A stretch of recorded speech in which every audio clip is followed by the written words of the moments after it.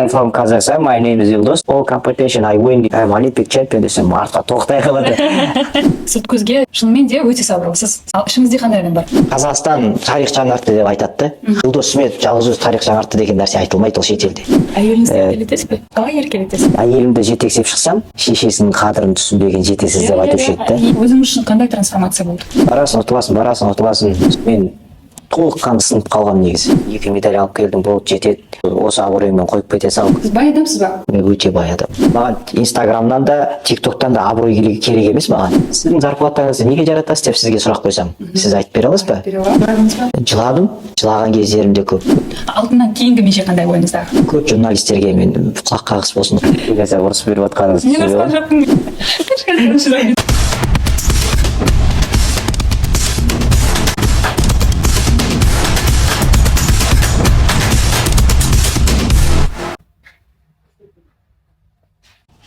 Брека. Әлі. Данияр. Тренировка 5:30-да. Аха, качка жасаймыз 5:30-да. Да. Сенжан, каксыңдар? Нормально. Тез айтшы, ұрсып отырмын мені. Мына қызбен. Осы қызбен. Ұрсып отырмын осы қызбен. Жұлдызсың ба не бе? Анау мынау деп кеп тұр ғой маған. Келін қол көріп қой. Тәрбиелейміз ғой.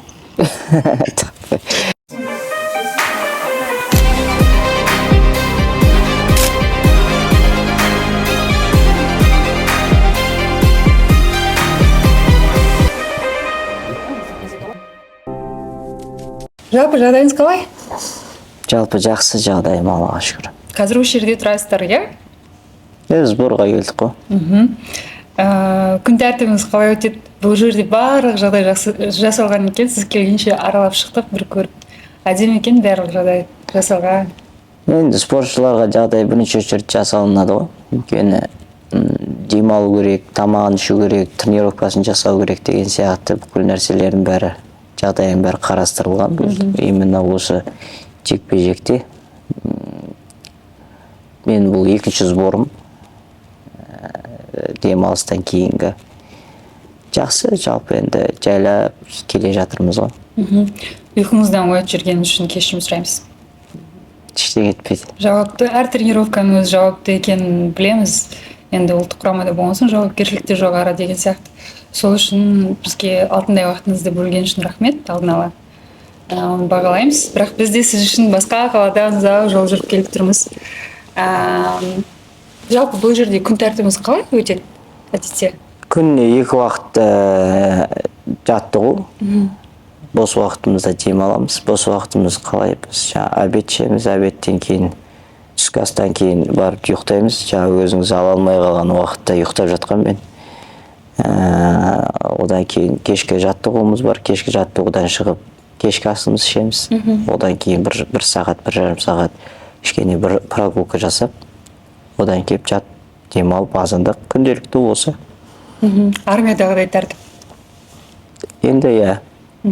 Қалай өзіңіз психологиялық тұрғыда өзіңізге қалай разгрузка жасайсыз? Мен бұл бірінші бір жаңа бастап жатқан бала емеспін ғой, бұған уже қанымызда, етімізде үйреніп қалған нәрсе, сондықтан да. Бірақ маған қиын болып жатқан нәрсесі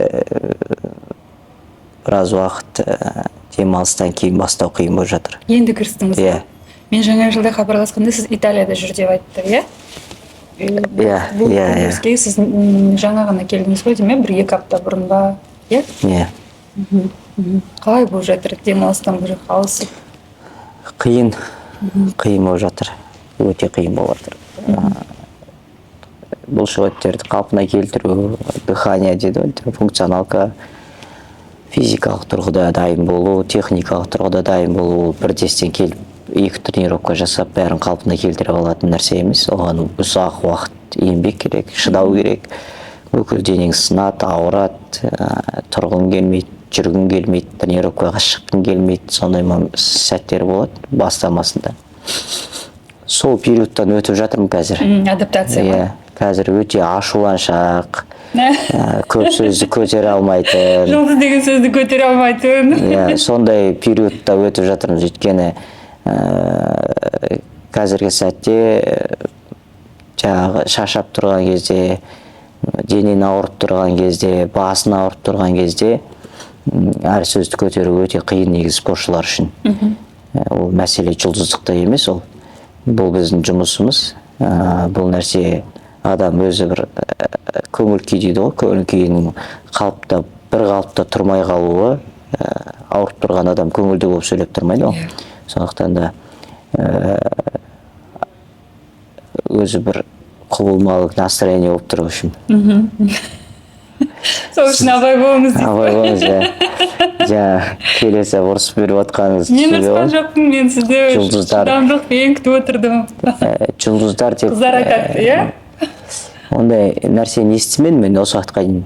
Негізі жұлдыз бірдеңе шербәле деген нәрселерге мен ондай нәрсеге жоқпын, ондай нәрседе.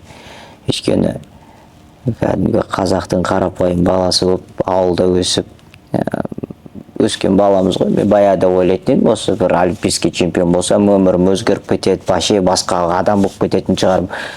Бірдеңе енді басқа болып кететін шығар бүкіл нәрсе деген сияқты ойда болдым да. Бірақ енді десе де ол бір әр адамның қолына жетпей тұрған кездегі ой екен да. Өйткені сол күн сояқтан шығады, сояққа батады. Сол сағат тура солайынан қимылдап, солайынан жүріп жатады. Күнделікті өмірің солай өтіп жатады. Ең өзгеріп жатқан нәрселер не? Мединс көбейеді. Бүкіл адам халықтың арасындағы халықтың баласы болатын нәрсең бар. Сосын халықтың батасын алатын нәрселер бар. Алғысын алатын нәрселер бар. Сол сияқты нәрселермен өзгерістер болып жатыр. Енді материально кішкене өзгерістер болады деген сияқты нәрсе. Мединс шаршата ма сізді? Енді бір жағынан бұл нәрсе көп адам жаңа сіз сияқты ойлап қалады ғой, жұлдыз бірдеңе деген сияқты нәрселермен. Негізі просто уақыт жоқ. Ол уақыттың тапшылығынан болуы мүмкін. Біреусі екіншіден мен баяғыда осы жұлдыздарды көрген кезде әншілер болсын, халықтың арасынан қашып жүгіріп кетіп жатады. Сол кезде ойлайтын едім, халықтың арасында жүрген баласында халықпен бірге болып суретке түс, ештеңе жоқ қой деп ойлайтын едім. Бірақ ол оңай нәрсе емес екен. Мен өз басыма түскен кезде сол нәрсені көрдім. Біреу болады, энергия беретін адам болады, біреу энергия суырып тастайтын адам болады. Қазір мен қатты байқаймын, көп адамның арасынан шықсам, бірден шаршап қаламын. Бірден шаршап, кәдімгідей шаршап, ұйқым келіп, бүйтіп мазам қашып, энергиям кетіп қалады. Ал сырттан андай бір жақтырмай, өзінше отқан адам сияқты болып қаламын да. Сол сияқты. Көпшілік түсіне бермейді. Ол нәрсені енді көп адам түсінбейді, ол нәрсені енді. Бәрі суретке түскісі келеді. Баяғыда бізде өзіміз осы спорт саласында кім аты шықса соның қасына барып суретке түскің келеді. Жаңағыдай медина адам көрсең барып қасында суретке түскің келеді, және жақындаған керек деген сияқты. Ол нәрсенің бәрі ол адамға ауыртпашылығы түсіп жатқан көп адам сезінбейді. Оның ішінде не болып жатқан, өмірінде не болып жатқан білмеймін. Жоқ, өмірінде аса қатты бір әсер бермейтін шығар деп ойлаймын. Енді ол әр адамның өзінің өмірі өзінде ғой, бірақ халықтың арасындағы энергия өте қатты алып қояды. Көзбен қарап тұрғанның өзі, мысалы қасыңа келмесе де, сенімен суретке түспесе де, алыстан қарап тұрып, анау ғой деген сияқты көзбен қарап тұрады. Біреу енді сен тесіліп қарап тұрса, әшейін бір адам тесіліп қарап тұрса, не қарайсың деп айтады ғой, мысалға, не қарайсың деген сияқты. Сол сияқты біз енді ондай нәрсе айта алмайсың, сен біліп тұрсың, сен танып тұрған, біреуге ұқсап тұрған деген сияқты, или сол адам ба, сол емес па деген сияқты, екі ойда тұрған, көріп тұрамыз, біліп тұрамыз да. Бірақ қарап, тесіліп қарап тұрады, өзіне биттіке қарап қалсан да көзін алмайды да. Бір сондай нәрселермен көп адамның арасына шықса, энергияны сразу сорып тастайды. Өйткені мен осы олимпиададан кейін қатты байқадым да, халықтың арасына ұйқымды қандырып, прям ұйқым қанып, болды, ұйықтамайым деп, ұйқым қанды ғой деп шыққанның өзінде жарты сағат шығамын да сразу шаршап қаламын. Сондай нәрселерді өзім сездім енді. Қалай қалпыңызға келесіз? Одан кейін. энергияны шашыратып аласыз деген сөз ғой ол. Енді үйге барып демалып қайтадан жайып қоямыз деп, бала шағаның қасында сондай нәрселер бар. Және жұлдыз деп жатсыз ғой. Өзіңіз үшін кім жұлдыз? Спорттан болсын, вообще кімді жұлдыз деп санайсыз? Жақсылық кім атаңыздан басқа? Енді бір адамды бір фанат қылып өскен бала емеспін. Мына адам фанатым, мен осы сияқты болам деген сияқты нәрсе, ондай нәрсе болмады. Өйткені жаңа өзіңіз айтсаңыз, Жақсылық Үшкемпіров атамыз енді олимпийский чемпион, ол спорт саласында. Бізге енді действительно ол кісі, ондай кісі аз ғой негізі. Өзінің абыройын сақтап қалған, олимпиада чемпионы ретінде өз абыройын сақтап қалған адам. 40 жыл бойы бірінші қазір олимпиададан келген адам сияқты абыройын сақтап қалған адам, бірақ адам сол кісі. Сол сияқты, ол кісі сияқты болу, енді үлгі қылу деген сияқты, ол бір единственный сол адам еді маған.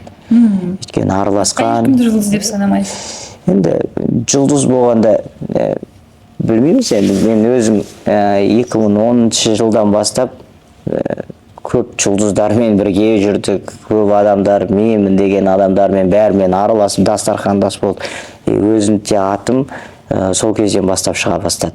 2010 жылдан бастап, бала кезден бастап, мен қазақтың тұңғыш әлем чемпионы болдым. Одан кейін араға кішкене 2-3 салып, Азия ойындарында Қазақтан шыққан тұңғыш Азия ойындарының чемпионы болдым. Сөйтіп, бүкіл жерде тұңғыш болып келе жатқаннан кейін, бүкіл внимание өзімде болғаннан кейін,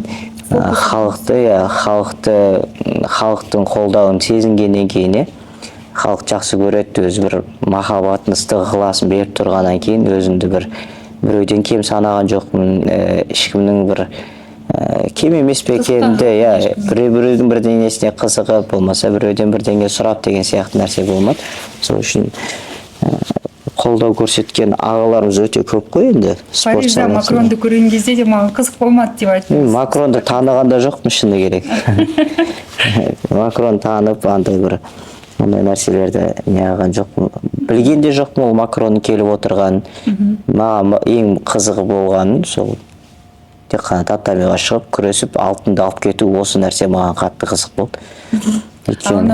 Көп адам енді қарап отыр ғой сіздің ойыңызды, Макрон сияқты статусты адамдар деген сияқты спортта жүрген топ менеджерлер қарайды, бағалайды. Сонша көз тігіліп тұр, сондай жауапты сәт қой, мысалы, қанша адам сізді қайтер екен деп сынап келетіндер де болады, әртүрлі. Соны қалай сіз іштей? Маған публиканың негізі, публиканы сезем өзім. Өзім публиканы жақсы көретін адам.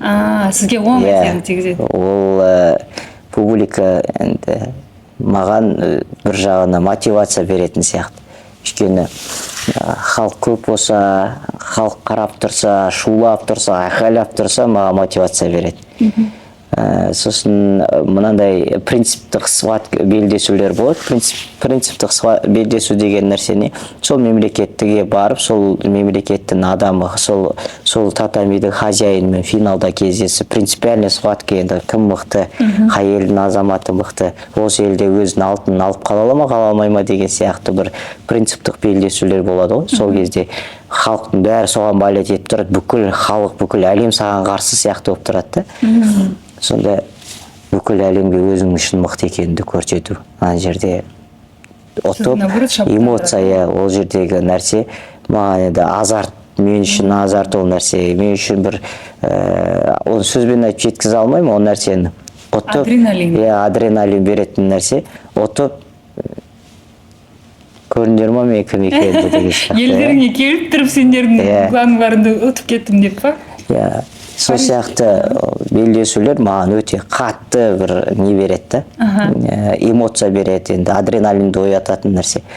Андай бір жауапты белдесулер болады, бір финалға шықтың, осы бір мемлекеттің адамымен шығып жатсың, бүкіл әлем қарап тұр. Маған бір өмірімдегі ең бір қатты адреналин алған белдесулердің бірі осы олимпиада ойындарының финалы болды. Өйткені французбен шықтым, бүкіл 30 мың халық қарап отыр. 30 мың халық сияды жаңағы аренаға. 30 мың халық қарап отыр да, 30 мың халықтың бәрі анаған балет етіп отыр. Арасында қазақтар ғана баған деп шулайды, мен атын айтқан кезде, то ана менен кейін ананың атын айтып еді, ол уже дауыс естілмей қалды да. Ана бүкіл зал шулап, сондай бір үлкен немен болды. Ол как будто маған балет етіп отқан сияқты чувство қабылдадым да. Сондай болды да бір. Психологически өзіңіз значит дайындайсыз жұмыс. Мен үшін бұл нормальный, бұл жақсы болып тұр деген сияқты нәрсе да. Бір сондай бір нәрсемен қабылдаймын. Публиканың көп болған жақсы. Мен өзім адреналин аламын, ол нәрседен. Өзіміз Астанада да, Олимпиаданың алдында, Гранд Сламда күрестім. Сол кезде біздің мен халықтың сүйікті спортшыларының сүйікті ерке баласы болып жүріп өстік қой. Енді әлі күнге дейін еркелеймін. Бүкіл халық мені еркелетеді, құрметтейді, бағалайды, махаббатын береді деген сияқты қандай қолдауларын көрсетіп жатыр. Жақсы тілектерін айтып жатыр, бағасын беріп жатыр. Сол сияқты сол халықтың махаббатына бөленіп өнер көрсету енді шабыт береді. Соны енді Астанада күрескен кезде мен атым айтылмай жатып, татамиге шығайын деп дайындалып тұрған жерім көрген кезде бүкіл халық мені көріп қалса, Елдос деп айқайлап, андай бір ол адреналинді айта алмаймын сөзбен жеткізіп, ол деген өте бір мықты сезім. Сонда ұтасың, бүкіл халық бам айқайлап, шулап шығасың ұтып. Сол кезде жылдар бойы осылай дисциплинамен тренировка өткізгенің бағасын түсінесің, сондай сәттерге алып келеді. Енді кішкентай кезімізден бастап халықтың алдында өсіп келе жатырмыз ғой. Яғни ол сізге наоборот күш береді, энергия береді, қосымша күш береді. Париж 2020 жаңа айтып жатсыз ғой, сіз алтын алдың екен деп, танымал болдың екен деп, әлем өзгеріп кетпейді, сол қарапайым қазақтың баласы болып қаласың деп. Бірақ Парижден 2024 жылы сіз алтын алғаныңыз, ол ерекше оқиға болды да Қазақстан тарихында. 44 жылдан кейін тарихи жеңіс. Алтын алып келіп бердіңіз. Енді 1,5 жыл тойлаймын деп айттыңыз. Енді 1,5 жыл өте шықты, дәл қазір. Қалай өтті 1,5 жыл? 1,5 жыл өте керемет өтті. Демалып та шаршайсың адам негізі. Демалып та шаршайсың. Демалдым, шетелде де тұрып келдім. Қай жерде? Лондонда тұрып келдім. Лондонда тұрғанда Европаны біраз аралап та келдім. Енді жарыспен барған бір бөлек нәрсе. Енді демалып, кәдімгідей сол жақта тұрып, сол жақтан тіл үйреніп деген сияқты нәрсе. Қалыпты, солардың қалыпты өмірлерін көріп деген сияқты нәрселер, ол бір бөлек нәрсе. Сол сияқты 4 ай бір баламды алдым, келіншегімді алдым, үшеуміз бір 4 ай тұрып келдік сол жақта. Ол туралы да хабарлар шығарсыз, хабардасыз. 1,5 жыл бойы саяхатқа арнадыңыз, көбіне? Көбінде саяхатта болдық. Елге келгенде де үйде отырмаймыз, анда қонақ, мұнда қонақ, той, томалақ, общем, қай жерге бармасақ та әйтеуір аяғымыз жерге тиген жоқ. Аллаға шүкір, Алладан берген абырой ғой енді. Біраз еңбегіміздің нәтижесі, әр адам өзі бір белгілі деңгейге дейін еңбегін төккеннен кейін әр нәрсенің бір нәтижесі болады ғой. Сол сияқты мен спорт жолындағы ең биік шыңы ол Олимп шыңы болған. Олимп шыңын бағындырғаннан кейін мен действительно кәдімгідей арқамды кеңінен тастап демалдым. Ота да жасап үлгердім, иығымда операция жасаттым, одан қайтадан жайына қалпына келіп те үлгердім деген сияқты. Сол сияқты бұл 2022 жылы иығым жыртылып кеткен, соны операциясын Олимпиададан кейін жасаттым. Екі иығыма да бір дегенде операция істеді. 6,5 сағат операцияда жаттым, екі иықпен. Аллаға шүкір сәтті өтті. Енді қазір таңда кішкене демалып қалыпқа келіп қалыпқа келіп үлгердім. Енді Азиядаға біріншілікке Олимпиада ойындарына дайындаласыз, иә? Иә, Құдай қаласа. Иә. Аха. Сіз жаңа Европада тұрып келдім деп жатсыз ғой, ағылшынша үйреніп жатсыз, иә, қазір? Ағылшынша үйрендім. Жақсы білесіз. Бірақ ол жерде енді 4 ай уақыт болды ғой, 4 ай. 4 ай уақыттың ішінде өте аз уақыт қой енді. Мен шыны керек бардым бірінші кезекте, ол қызық болды енді маған ағылшынша үйренуде. Британский, английский ол өте қиын, өте қиын ағылшынша. Именно Британияның өзінде олар кәдімгі грамматикасымен, етістіктермен полностью басқаша үйретеді. Жазылу басқаша, сөйлеу басқаша, сол сияқты оқылу басқаша болып кетеді. Түсінбеймін вообще. И мен кәдімгі прям 0 болып бардым ғой жерде. How are you? I'm from Kazakhstan. My name is Елдос. Тек қана осы нәрсені білеміз. Басқа еш нәрсе білмеймін. Практически еш нәрсе білмеймін. London is the capital of Great Britain. Білетін шығарсыз. Сонымен барам 1 ай. Сабақта 1 ай. Не орысша, не қазақша, басқа тілде ештеме жоқ. Тек қана ағылшынша, британский, английский сразу бірінші күннен бастап 1 ай түк түсінбей отырдым. Прям сабаққа барам, 5 сағат отырам, 5 сағатта түк түсінбеймін, түк алмаймын, түк үйренбеймін. Осай. Отырам, қарап, бірдеңе деп маған сұрақ қойып қояды. I don't деп қоямын, сонымен отырамын. I don't know деп басында сонымен сол сияқты нәрселермен. Әйтеуір жайлап, маған не қатты көмектескені енді сабақта отырып үйрену емес, маған қатты көмектескені практикада қатты көмектесті. Мен адамдармен сөйлесіп, уже мен өзімнің мемлекетім жайлы айта бастадым, өзімнің семьям туралы айта бастадым, мен кім екенімді айта бастадым. Таксистке отырамыз, how are you? Сөйлеп бастаймын, how are you brother деп анау. So I'm good, and you деп бастайды. So your family, yeah, it's my family, this is my wife, this is my son. How many children did you? 5 children десем, really? Деп артқа қарайды жаңағыдай. Сол сияқты нәрселермен күнделікті практика солармен сөйлесем 40 минут, 45 минут таксимен жүреміз. Сосын барып сонда do you have деген нәрсені білмеймін ғой. Бар ма сендерде мынандай, мысалы, кола бар ма, нан бар ма деп сатып алып магазинге барам. Сонда коланың суретін көрсетеміз, нанның суретін көрсетеміз. Yes деймін да. This is деп шаналарға. Аналар түсінбейді, мен айтуына соншалықты топас па, суретті көрсетіп, соны түсінбей ма деймін да. Сөйтсем, do you have деп айту керек, анау дейді, сол кезде сосын барып жайлап үйрене бастады, уже магазинге барамыз, сұрай бастаймыз, уже do you have там cook, bread деген сияқты нәрселердің бәрін. Сөйтіп жайлап үйрендім, енді бір керемет сөйлеймін деп айта алмаймын. Ағылшынша сөйлесіп жатқан адамдардың әңгімесін тыңдап отырам, арасында сөздерін түсініп қаламын. Тез сөйлесе түсінбеймін да. Ана таксистермен отырған кезде де бірдеңе сұрақ қойып қалады, ойланып қаламын да. Brother, I living here 1 month деймін да. Start one month. I don't understand. I don't. My English very bad деймін да. Сон айтамын да оған. You speaking so fast. You fast speaking. I don't understand деймін да. Okay, you living 1 month дейді, десем. You good English, анауына деп маған баға береді енді олар өздері. Мақтап қойып. Мақтап қойып. I'm from the Kazakhstan, you know sport, sport athlete, professional sport. Which sport? Judo деген сияқты, солай өзім таныстырып. Олимпик чемпион десем, артқа тоқтай қалады.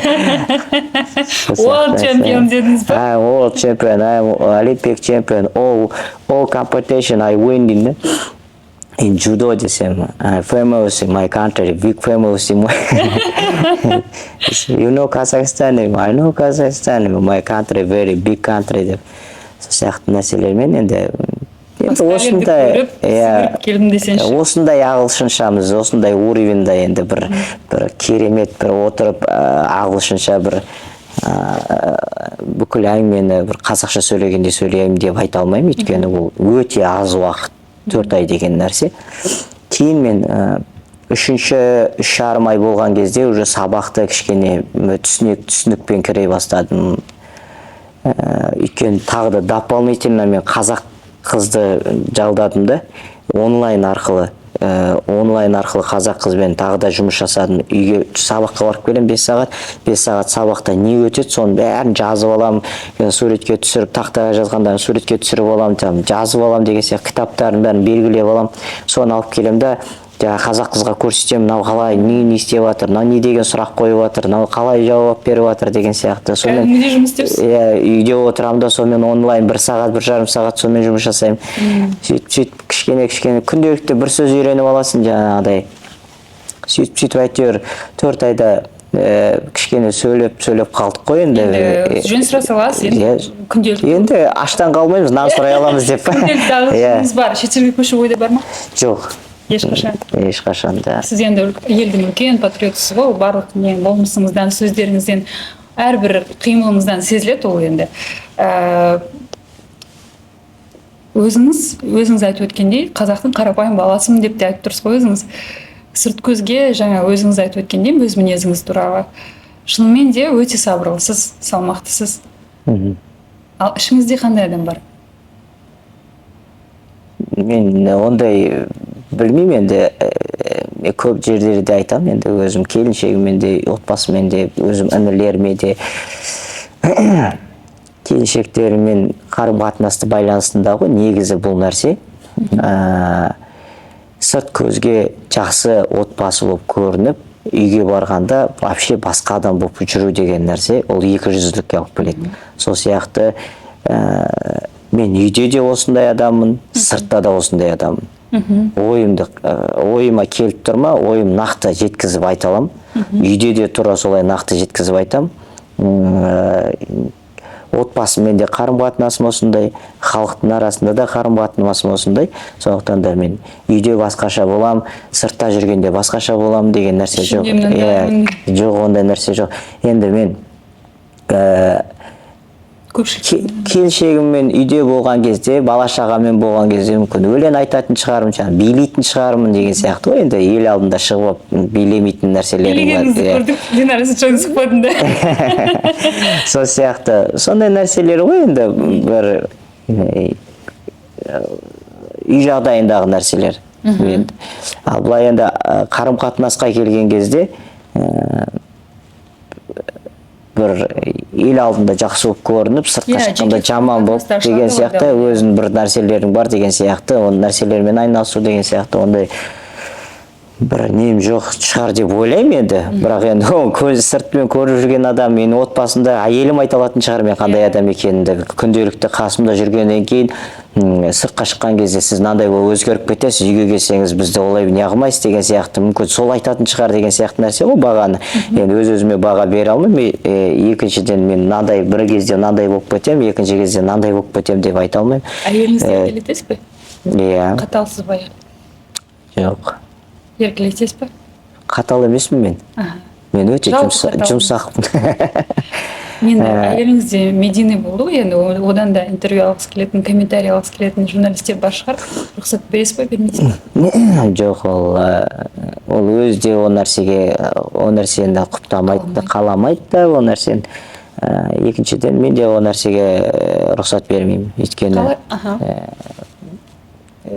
мен жетеді, бір үйден бір адам жетеді деген сияқты. Бір үйден бір жетеді дегенсіз.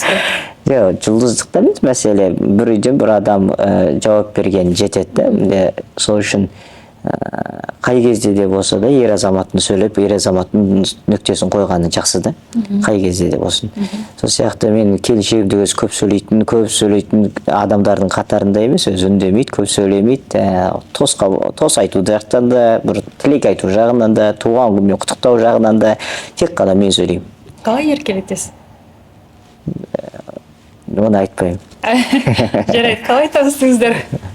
Оны да айтпаймын. Бірақ барлық сұхбаттарыңызда андай ықыласыңыз сезіліп тұрады да, әйелім, жұбайым, қасымда алып жүрдім, медалімнан қымбат деген сияқты сөздер бірнеше. Енді ол кісі былай алып қарағанда мен әке-шешем тауып берген адамдар. Әке-шешем тауып берген адамы. 18 жасында кіп кішкентай қыз болып келді қасыма. 18 жасынан бастап қазіргі таңда 5 бала дүниеге алып келді. Өзінің сабырлығымен, өзінің көркем мінезділігімен, жаңағы төзімділігімен, спортшыларға төзе білу деген оңай нәрсе емес. Біз үйде отыратын адам емеспіз, кез келген уақытта қыдырып кететін адам емеспіз. Бізде режим бар, бізде жаттығу барысы бар. Қазір біз полный, мен енді олимпиададан айттым ғой, енді 1,5 жыл қасымда алып жүрдім. Анда барсам да, мында барсам да, қайда жүрсем де, қонақтарда, қыдыруда, шетелге шықсам да, қасымда алып, полный қыдыртып, полный көңіл бөліп сол кісіге. Сөйттім, енді оған да еще настрой беріп жүрдім.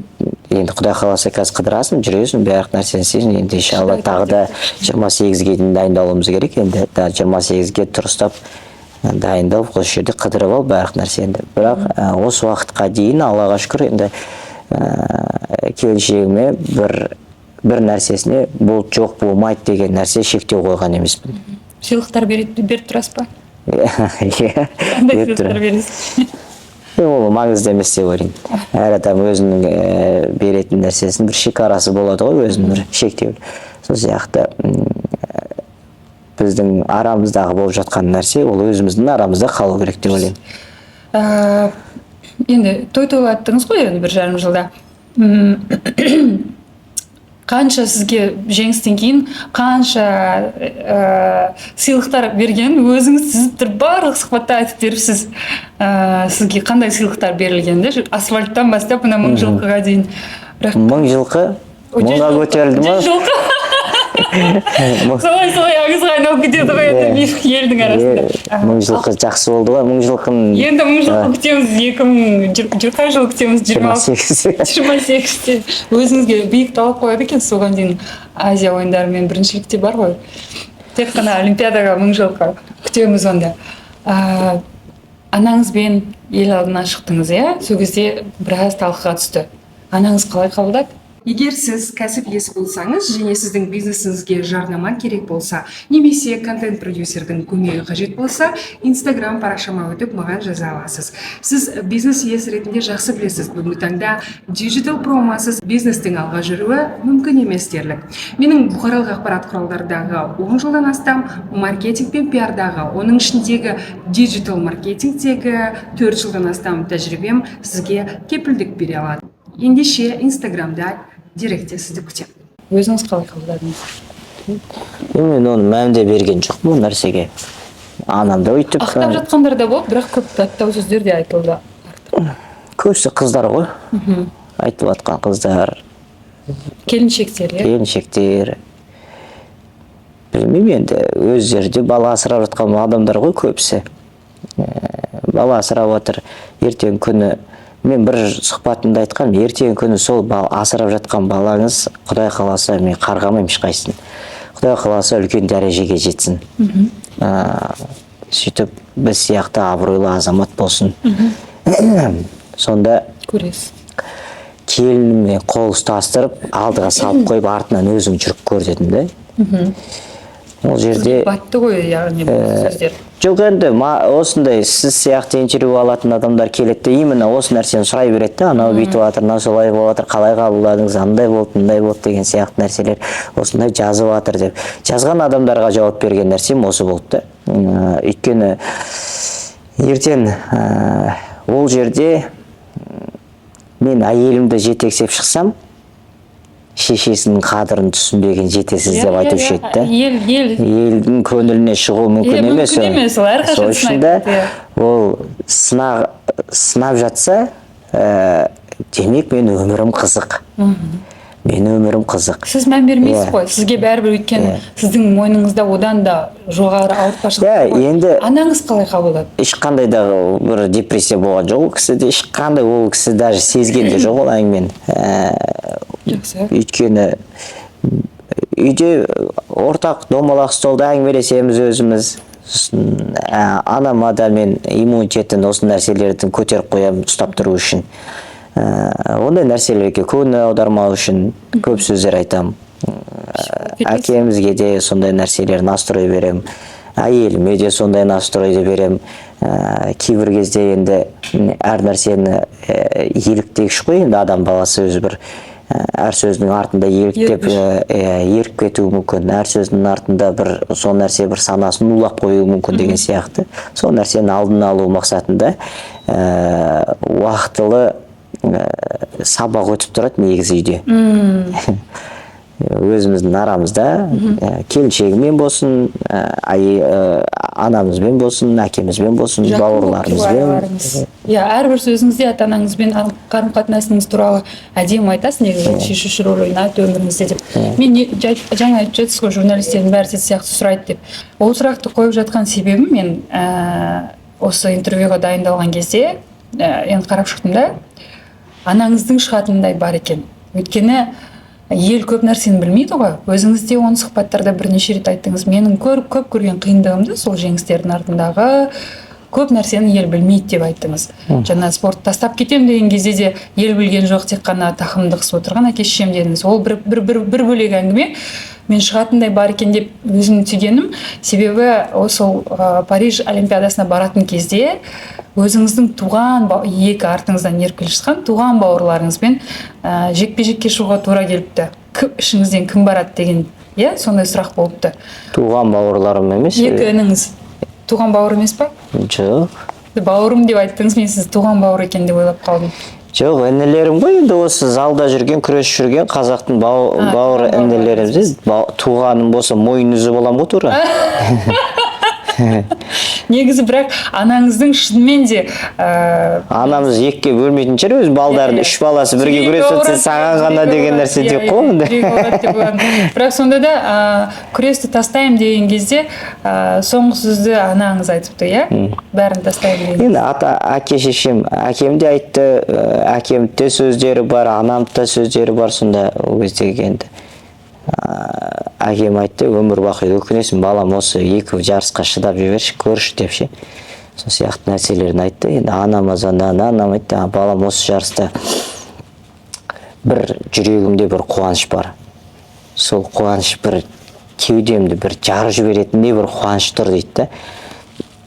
Төбем көкке жететін сияқты, сондай бір сондай сезімде бір қуаныш тұр көкейімде дейді. Бір сол үшін ана жүрегі алдамайды ғой, балам осы жарысында күреш мен үшін деді. Сондай сөздерін айтты. Сол кезде болды, мен үшін еш нәрсе қызық болмай қалды. Әке шешем осылай айтып тұрғаннан кейін әке шешем үшін әке шешем үшін күресем соңына дейін деген сияқты. Бауырларыңыз қанша бауырыңыз бар? Мен екі үлкен ағам бар, бір інім бар. Немен айналысады? Үлкен ағамыз өнер жолында, музыкант. Одан кейінгі ағам спорт жолында, бапкерлікпен, қызметпен айналысады. Бапкер, қазір Жамбыл облысының аға бапкері. Жастар арасында. Одан кейінгі ініміз Алмаз, ол соборда жұмыс жасайды. Әртүрлі қызмет мамандықты таңдасыздар ғой. Бірақ сіз биология факультетін бойынша бітіріп шыққан екенсіз. Спортқа қалай келдіңіз, қай кезден бастап ден қойдыңыз, неліктен ондай мамандық таңдадыңыз? Биология соның ішіндегі спорт мамандығы ғой. Соның ішіндегі кәдімгі физкультурный ғой ол. Биология және дене шынықтыру. 1,5 жыл сіз жарақат алып, қолып қалдыңыз, спорттан, біраз үзіліс алдыңыз ғой енді, Қашан? 1,5 жыл жарақат болған жоқ па сізде?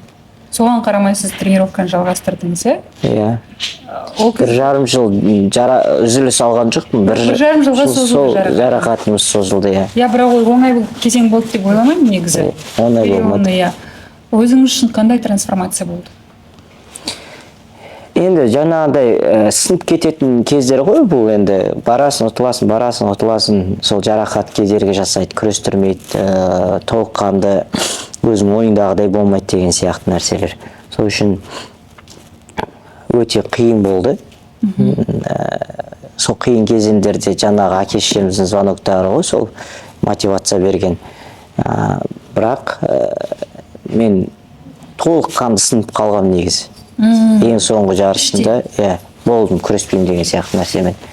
Сосын жаңағы әке шешеммен сөйлестім, кейін жарайды деп күресіп, осы жекпе-жек сарайында Гранд Слам турнирына күрестім, 3-ші орын алып, одан кейін ары қарай уже мотивация көтеріле бастады. Иә. Іштік жаңағы өзімнің дайын екенімді сезіне бастадым. Мен дайын екенмін деген сияқты. Сол сияқты нәрселермен алдыға қарай жүре бердік. Қарапайымдылығыңызды тағы танытып жатсыз ғой, бірақ осыған дейін Ұлан ағамен де сөйлескен болатынбыз. Сіздің ағаңыз Қазақстан барысы Ұлан Рысқұл. Ол аға сізді қазіргі таңда теңдесі жоқ спортсмен деп айтты Қазақстанда. Ал Бекзат бауырыңыз сияқты дзюдодағы жалпы бауырларыңыз тірі аңыз деп атады. Өзіңіздің ойыңыз қандай осы төркінде? Енді тарих болып қалады ғой, бұл нәрселердің бәрі, жетістіктің бәрі тарих болып қалады ғой. Өйткені 3 Олимпиада ойындарында осы уақытқа дейін ешқандай қазақ баласы жетістікке жетпеген бұл нәрседе. Тұңғыш қазақ болып тұрғаннан кейін бұл жетістіктің бәрі тарих. Мен өз басым тарих деп есептеймін. Алтыннан кейінгі меже қандай ойыңызда? Енді былай айтқанда жоспар ғой, алдыға қойылып жатқан жоспар. Алтыннан кейін көп адамдар айтып жатыр ғой, алтын бұл 2 олимпиададан кейін айтылған әңгіме еді негізі. 2 олимпиада күрестен 2 медаль алып келдің, болды, жетеді. Ары қарай не қыласың, абыройың төгіп, осы абыройыңмен қойып кете сал күресті деген сияқты нәрселерді мен сол кезден бастап естіп келе жатырмын. Оны әлі күнге дейін жазып жатыр екен. Ол кезде маған мотивация берген нәрсені Қазақстанда олимпиада чемпионы болу, ол тарихи нәрсе. Екіншіден, Қазақстанда 3 рет олимпиада ойындарында жүлде салған қазақ баласы жоқ екенін, қай спорт түрінен болса да, кез келген спорт түрінен болсын, қазақтың бір осы 3 олимпиада ойындарында жүлде салған бір қазақ жоқ тарихта. Сондай бір бокалдардың бәрі бос тұрғаннан кейін маған мотивация сол нәрсе болды. Осыны Құдай қаласа мен орындаймын деген сияқты. 3 олимпиада ойындарында жүлде салған тұңғыш қазақ болам, тұңғыш олимпиада ойындарын ұтқан тұңғыш қазақ болам деген сияқты алдыма қойған мақсатым осындай болды. Қазіргі таңдағы мақсатым не? Қазіргі таңдағы мақсатым олимпиада ойындарында 4 рет жүлде алған бүкіл әлемде тарихта жоқ. 60 килограммда, бүкіл әлем бойынша 60 килограммда 4 рет жүлде салған адам жоқ. 60 салмақ, осы 60 килограмм салмағында. Сол үшін енді ол нәрсе бос тұрғаннан кейін мендегі мақсатым алдыма қойған ертең күні Қазақстанның ішінде ғана тарих емес, бүкіл әлемде тарих жаңарту, ол менің алдыма қойған мақсатым осы нәрседе. Өйткені мүмкіндігіміз бар ол нәрсеге. Алла қаласа ол нәрсе болады. Адам еңбегіне байланысты, адамның өзінің ниетіне байланысты деп ойлаймын ол нәрседе. Тем более мен олимпиададан кейін айтқам, енді спортты қоймай, мен алтынның қалай алу керек жолын біліп алдым. Негізі сіз жүлделер жинап 12 жыл кетірдіңіз ғой, барлық жүлдені алып шықтыңыз ғой әр 4 жыл сайын. Енді көше тілімен айтқанда шыдамыңыз вагон екен. Бірақ медиа 2-ші жүлдеден кейін түнгі студияға барып сұхбат бергеніңіз есімде, мен тоқтап қалмаймын, мен бұны үлкен жеңістік деп айтпаймын, мен бұл әлі мереке емес, алтын аламын деп сол кезде межелеген 4 жыл бұрын Парижға дейін. Басты мақсат бұл жарыс емес, басты мақсат олимпиада ойындарында Париж дедім. Бірақ сол енді сіз ғана емес, сізден бүкіл ел күтеді ғой, енді тем более өзіңіз елге былай жариялап айттыңыз, іште қандай қорқыныш болды? Іште ешқандай қорқыныш болған жоқ. Тек қана алдыға қойған мақсатым үшін еңбек жасадым. Былай ғой, негізі көп нәрсені адам жетістікке жеткеннен кейін халықта өзі бір баға беретін адамдар бар ғой енді. Оның бәрі эксперттер бүкіл нәрсені медальдің бірақ бетін көреді. Медальді алған кездегі нәрсені ғана көреді. Бірақ медальдің астындағы, медальдің артындағы не жұмыс жүрді, қандай тренировка, қандай травма, қандай көңіл күй, қандай қан ақты, қандай тер ақты, қалай жыладың, қалай қиналдың, қалай ұйықтай алмадың. Ол нәрселерді ешқандай адам сезбейді де, білмейді де, ол нәрсе оларға қызық емес. Сол сияқты ол тек қана бір жеңіске жеткен спортшылардың ғана жолы сондай деп айтпаймын. Кез келген қазақ атынан шығып жатқан спортшылардың өмірі сондай. Сол үшін бір спортшы шығады, ұтылып қалады, бір спортшы шығады, жеңіске жетеді. Bir кезде жеңіске жетесің, бір кезде құлайсың, бір кезде жолың болмай қалады, бір кезде сүйретіліп жүресің, бірақ сол сүйретілістің алдында сенің өзің бір үлкен бір үмітің бар, сенің үлкен бір мақсатың бар алдыға қойған. Ол мүмкін 10 жыл, сіз айтып отырсыз, 14-12 жыл өтіп кетті деп жатсыз, сіз шыдамдылық таныттыңыз деп. Сол сияқты бұл жетістіктің хотя бы осы біреуін алу үшін 12 жыл уақыт күтуі мүмкін бір адам. Сол сияқты 12 жыл күтіп алмауы да мүмкін. Күтіп оны алмауы да мүмкін. Сол сияқты бұл өте үлкен риск қой, енді бұл 12 жыл уақытты тәуекел ету. Сол сияқты бұл өте оңай нәрсе емес, бұл өте қиын нәрсе. Біздің эксперттер, біздің жаңағы жазып атқан комментарий жазатын адамдар бар ғой, қолбас. Солар жазатындар, мынау адам не үшін апарасыңдар, мынау ұтылып қалады, анау бүйтіп қалады деген сияқты сообщенияларын көріп қаламыз енді біз ше. Любитель комментаторлар бар ғой. Мен енді отырып алып комментарий оқитын адам емеспін, бірақ енді шет жағасын көзіміз шалып қалады да, жаңа көріп қаламыз. Сол сияқты нәрселерді көрген кезімде енді ол тікелей маған айтылмаса да, маған айтылғандай қабылдайтын нәрсе неге? Өйткені ол спортшы, мен өзім қандай спортшымын, анау спортшыға да сондай спортшы да ол да. Оның алдына қойған арманы бар, мақсаты бар. Ол келеді, тренировка жасайды. Жаңа біздің программамыз сізге айтып жатырмыз, күнделікті тәртібіміз. Азанда тұрамыз, тренировка, растяжкасы бар.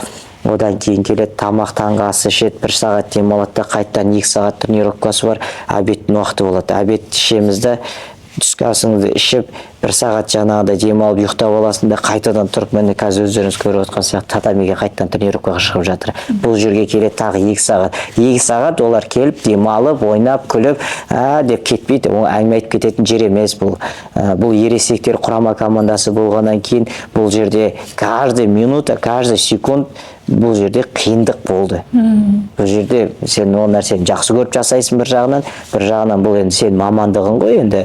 Әр адам жұмысын, өзінің жұмысын алдына қойған мақсаты үшін осындай нәрседе еңбек етеді. Сол үшін әр адамның еңбегін бағалау мақсатында, әр адамның жаңағы аққан төккен терінің бағалау мақсатында айтатыным сол комментарий жазатындар сол хотя бы сол терді бағалап, одан ары сындырмай, баланы сындырмай, спортшын сындырмай, оны наоборот ұтылып қалса да ештеңе қылмайды деген сияқты нәрсемен ше қазақ өзі бір қолдап тұрса, давай жігіттер, құда қаласа сендер әлі де ұтасыңдар, бұл соңғы емес, бұл бірінші емес, соңғы емес деген сияқты, әлі алда қанша уақыт бар, әйтеуір түбі чемпион боласыңдар деген сияқты мотивация беріп отырса, біздің балаларымыз үлкен жетістікке жетеді де, құда қаласа. Сол үшін ана қазақта сөз бар ғой, болам деген баланың бетін қақпа белін бу дейді ғой. Сол сияқты атамыз қазақ баяғыда бекер айтпаған ғой бұл нәрселердің бәрінше. Сол үшін болам деп тұрған бала ол өзі ересекте спортшыларға тек қана қолдау керек. Тек қана сол жағынан. Бұл жерге ол комментарий деген не нәрсе? Ол комментарий, ол бір жұмыс емес, ол бір ақша тұратын дүние емес, бесплатно сөз ғой енді. Біреуге сен жақсы сөз сөйлей алмасаң, біреуге жақсы... Бізге ма? Ой, бұл бізге олимпиададан келгеннен бастап жазды ғой. Жазды ғой енді, жеңіп келген кезде де енді жаңа өзіңіз айтып өттіңіз ғой, мамамызға сөз тигізді деген сияқты, мамасының баласы деді ма бірдеңе деп шығарды ғой, неше түрлі нәрселерді шығарды ғой. Лондонға көшіп кетті деп айтты. Сол сияқты спорт қойсай болды ғой, жастарға орын берсей деп те жазып атқан нәрселер бар, алатыныңды алдың ғой деген нәрселер бар. Сіз қазір 32-десіз, Сол сияқты нәрселердің бәрін көрмейді емес, көріп отырмыз, бірақ ол маған вообще әсер етпейді екен ше қазір. Өйткені олар бәрі деп айтпаймын, халықтың бәрі деп айтпаймын. Бар ғой арасында. Иә. 50%. Кем дегенде. Жоқ, 50 емес, енді мен қолдаушыларым 50-ден көп. Арасында бар шығар, енді ойлаймын, бір 10%, 15% адамдар бар шығар деймін де саған. Көре алмаушылықтан жазатын бар. Сондай нәрселер көп қой. Бірақ енді Спонсор ретінде көңіл аудармау. Көңіл аудармау керек, иә.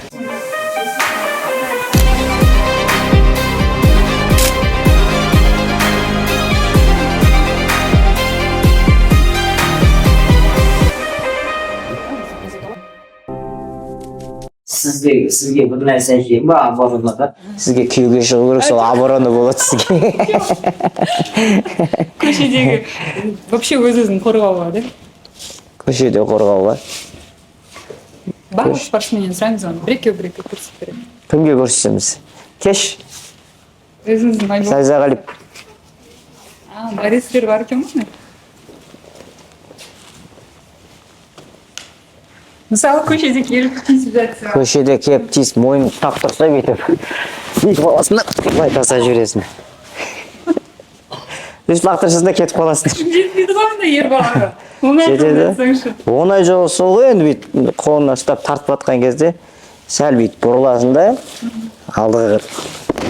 Егер салмақтар әртүрлі болса да бола бере ма? Лақтырып жібересің ғой. Қорқып тұрған кезде күшің көбейіп кетеді. Оны лақтырып көрейікші деп па? Лақтырып көр. Жоқ. Оны жамаш кетті оны балаға. Лақтырып көрін, иә, күніге құлап жүрген балдар ғой, иә, шынымен. Кел, мына қолын ұстайсың. Мына қолын ұста. Құлай ұста. Мынаны. Мынаны жібермесеш, аяқта ұстап тұр. Кимоносын ұста бұлай. Киіміне ұстап аласың, kurtkасын. Мынаны жібер, мынаны. Киімінен ұстаймыз қолымызды. Бұлай салайсың да, алдыға қарай. Болады екен лақтыруға. Сіздің салмағыңыз қанша? 60. Болады екен. Рахмет.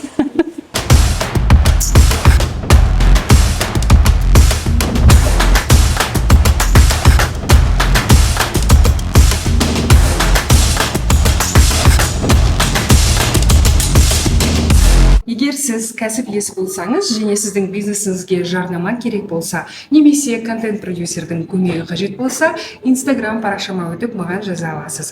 Сіз бизнес иесі ретінде жақсы білесіз, бүгінгі таңда диджитал промосыз бизнестің алға жүруі мүмкін емес дерлік.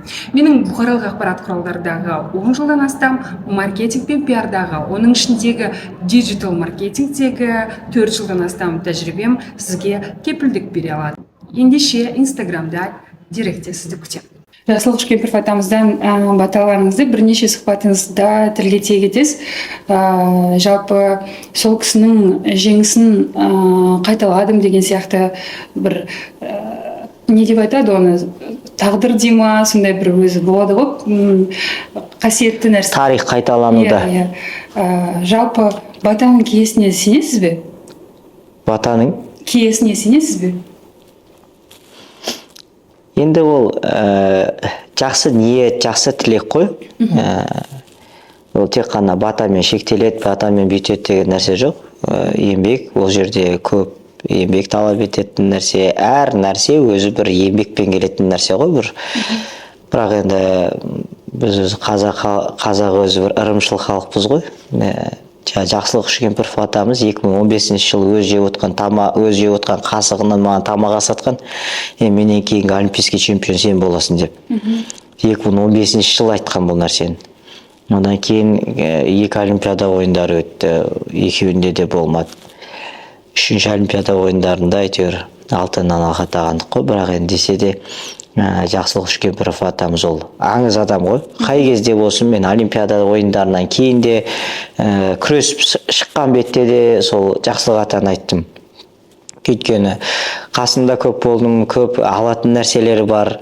Адамгершілік жағынан, қарапайымдылық жағынан, өзінің бір айтатын ақылы туралы, өзінің басынан өткен спорттық оқиғалар туралы өте бір өміріңе пайдасы тиетін дүниелер көп алатын. Сол сияқты нәрселердің көбісін алдым. Сол үшін енді аңыз ол ешқашан өлмейді ғой. Сондықтан да жақсылық атадан кейін Олимпиада ойындарының чемпионы болғаныма өте қатты қуаныштымын. Жақсылық атаны жаңа айтып өткендей, сөздің басынан бастап өзіңіз атап өттіңіз, иә. Қазірде мынау Жақсылық Үшкемпіров атындағы спорт кешенінде отырмыз, иә. Әдемі екен деп айтып жатырмын, барлық жағдай жасалған екен деп. Болашақта енді сізді де тірәңіз деп айтып жатыр ғой. Достарыңыз ғана емес, ел де солай айтты, иә. Сіз Парижден қайтып келген кезде болашақта қалар ма едіңіз осындай үлкен спорт комплекс сіздің атыңызда болғанын? Әрине қалаймын. Бұл үлкен мәртебе, үлкен жетістік қой. Бірақ мен ойлаймын, бұл нәрсенің бәрі көзіміз тірі кезде, өзіміз осы өмірде бар кезде сол құрметке бөленіп, сол құрметті көзбен көріп кетсек деп ойлаймын. Өйткені бұл нәрсе ешқандай бір мотивация бермейді мен үшін. Өйткені мен бұл нәрсені айтып та өткен бір рет. Олимпиада чемпионы болдық, оған дейін де Жақсылық Үшкемпіров атамыз өмірден озғаннан кейін көп адамдар енді қуанып жатты ғой, бір осындай кешендер беріліп жатты, әр облыста Жақсылық Үшкемпіров атында кешендер беріліп жатты деген сияқты нәрсе. Қуанып, неғып айтып жатыр, жаңалық қылып айтып жатыр. Мен ол үшін қуанған жоқпын. Мен ол үшін мен үшін ол бір жаңалық болған жоқ. Мен үшін ешқандай бір мотивация болған жоқ ол нәрсе. Өйткені мен ол спорт саласында жүргеннен кейін ертең күні мен Олимпиада чемпионы болсам, ол кезде болған жоқ едім де. Ертең Олимпиада чемпионы болсам, сонда менің атымнан осындай бір кешен ашылу үшін, осындай кешен бір қызметін жасау үшін, аңыз адам екенімді білдірту үшін мен өмірден озуым керек па деген сияқты мотивацияда бұл нәрсе. Сонда Жақсылық Үшкемпіров атамыз 80 жылдан бері 40 жылдан аса біз көз алдымызда жүрді. Сонда 40 жылдан аса ол кісіге осы нәрсенің көзі тірі кезінде берілсе де болатын еді. Көз тірі кезінде берілсе, өзі ол нәрседен қуанады, бұл нәрседен ләззат алады, өзінің еңбегінің бағаланғанын көреді. Және де спортшылар үшін де үлкен мотивация. Тірі адамға беріліп жатыр деген сияқты көзімен көріп жатыр. Ертең мен болсам, Алла қаласа, осындай дәрежеге жетіп жатсам, мен театрымнан осындай нәрселер ашылады. Аңыз адам болып жатсам деген сияқты. Сіз айтып жатсыз ғой, сіздің атыңызда болған қалар ма едіңіз деп. Мен өлгеннен кейін болғанын қаламас едім. Өлмей тұрып болған болса, өлмей тұрып бағаланып тұрса, айтады ғой, қазақта сөз бар ғой, қолыңда бар алтынның қадірін біл дейді. Сол сияқты қолда бар кезде, қолыңда тұрған кезде, сол нәрсе бағаланып тұрған кезде болғаны, ол үлкен тек қана мен үшін ғана емес, бүкіл спортшылар үшін үлкен мотивация болар еді деп айта аламын да. Өйткені Жақсылық ата өмірден өткеннен кейін осындай кешен берілді деген кезде мен үшін ол ешқандай мотивация болған жоқ, шыны керек. Түсінікті. Париж Олимпиадасынан кейін жалпы осыған ұқсас, мүмкін сый-сияпаттан бөлек бір ерекше есте қалатындай немесе таңғалдыратындай бір ұсыныс болды ма? Сый-сияпаттан, подарктардан, машиналардан бөлек. Ондай ұсыныс болған жоқ ешқандай. Сол құрметтеді. Ең үлкен мәртебе, ең үлкен жаңағы сыйлық, ол жетістік қой, енді сыйлық болғанда жетістік. Ол мемлекет басшысы Қасым-Жомарт Кемелұлының қолынан награда алу. Мен бірінші дәрежелі барыс орденін алдым. Ол үшін, мен үшін енді ең үлкен Олимпиада ойындарынан кейінгі құрмет болды. Сіз бай адамсыз ба? Мен өте бай адаммын. Мен жан дүнием бай адаммын. Мен отбасыммен бай адаммын, достарыммен бай адаммын. Аллаға шүкір, мен баймын. Жаңа айтып жатсыз ғой. Тағы да айта кетейін, танымал болғаннан кейін сен танымал болды екен деп әлем өзгеріп кетпейді деп екінші рет айтып отырмын енді. Бірақ өзіңіз айттыңыз, материалдық жағдайым да жақсарды деп, иә. Көп нәрсе, көбіне ақшаны не нәрсеге жұмсайсыз? Оны айтпаймын. Неге? Енді ол жеке нәрсе деп ойлаймын. Жекеге бұл енді халық алдында сөйлесіп отырғаннан кейін, халықтың арасында сөйлесіп отырғаннан кейін, көп журналистерге мен құлақ қағыс болсын, құлаққа алтын сырға дейді ғой. Жекелейге өтпей қойғандары дұрыс деп ойлаймын да. Өйткені халықтың алдында сенің қанша ақша жаратып жатқаның, не жеп, не ішіп жатқаның, о нәрсемен танылған жоқпын ғой мен. Мен танылған қойылды ғой. Танылған нәрсем не? Мен танылған нәрсем, мен спорт жолында танылдым. Спорт жолында батыр болып танылып жатырмын. Спорт жолында үлкен жетістікке жетіп танылып жатырмын. Спортта қалай жеттім, қалай жүрдім, қалай тренировка жасадым, елдің атын қалай шығарып жатырмын. Осы мақсатта, осы орайда сұрақтар қойылса, мен оның маманы ретінде жауап бере аламын. Ал енді менің жекелей нәрсемде, сіздің зарплатаңызды неге жаратасыз деп сізге сұрақ қойсам, сіз айтып бере аласыз ба? Күнделікті енді халыққа мен міне осынша зарплата алам, сол зарплатамның 10.000 теңгесіне тамақ ішем, 20.000 теңгесіне продукт алам деген сияқты нәрсемен отчет жасап алмайсыз ғой, ол нәрсемен, дұрыс па? Сіз енді ондай танымал болмағаннан кейін сіз айта алам деп айтып отқан нәрсені сіз оны бір рет айтуыңыз мүмкін. Сіз бір рет айтылса, ол 3 адам көреді де ұмытылып кетуі мүмкін деген сияқты да. Біздікін қаншама халық көреді, қаншама бала көреді, қаншама жастар көреді ол нәрсені. Сол үшін аузымыздан шыққан нәрсенің бәрі құндылықты, құнды дүниелер болса, аузымыздан шыққан нәрселердің бәріне үлкені болсын, кішкентайы болсын, баға бере алатындай, салмағы бар нәрселерді айта алсақ, бір нәрсе ала алатындай, салмағы бар нәрсе айтылса, ол бір құнды сұхбат болады деп ойлаймын да. Ертеңгі күні тарих болып қалып кетеді, жастарымызға да үлгі болып қалып кетеді. Қазір неше түрлі нәрселерде программалар бар ғой. Бет албатты боқтап отыратын, бет албатты әр нәрсені айтып отыратын дегенсе. Ол енді білмеймін, енді майдаланып бара жатырық деп айта аламын ол нәрселерден. Өйткені майда болғаннан кейін, майдаланып бара жатқаннан кейін майда нәрселер өтеді. Майда нәрсе ешқандай пайдасы жоқ дүниелер. Мысалға, сен енді эфирға шығып, аузыңа келген оттап отыратын болсаң, ертең күні балаңа не тәрбие бересің? Қазір ол трендке айналды ғой, сіз айтып отқан нәрсе. Ол сияқты трендті құрсын деп айтырмын мен. Ондай трендтен атың шыққанша, атың шықпай-ақ жүргенің жақсы деп ойлаймын. Балаңа сен бетіне қарап сөйлей алмайсың, балаңа бетіне қарап тәрбие айта алмайсың. Ертең күні бетіңе бассашы, әке сен мына жақта отырып, аузыңа келген оттап отырып, маған не айтып отырсың деп. Мен сенен үйрендім десе де сөйлей алмай қаласың ғой, о нәрседе. Сол сияқты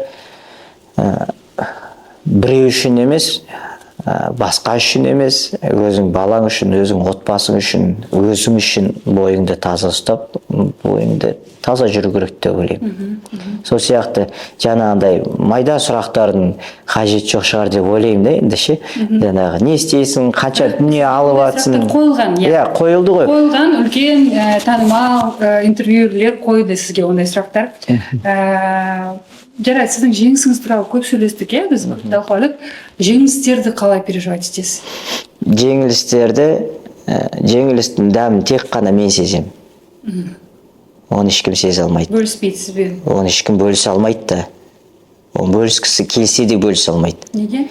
Өйткені оны мен ғана сеземін. Менің ғана жаным ауырады. Мен жаным ауырған сияқты ешкімнің жаны ауыра алмайды ол нәрсеге. Өйткені ол сезімде мен ғана боламын да. Қуанышта, бүкілі қуануы мүмкін. Мен қуанышымды бөлісуім мүмкін. Ол қуанышты бөліссең, қуаныш көбейеді дейді ғой. Сол сияқты кеше Олимпиада ойындарында жеңіске жеткен кезде қандай эмоция сыйладық қазақ еліне, қанша адам жылап тұрып қуанып жатыр. Біреулер енді мен көп естідім, мен де жыладым, сен жеңіске жеткенде жылап тұрып қуандым, кәдімгі бір өзінің ішіндегі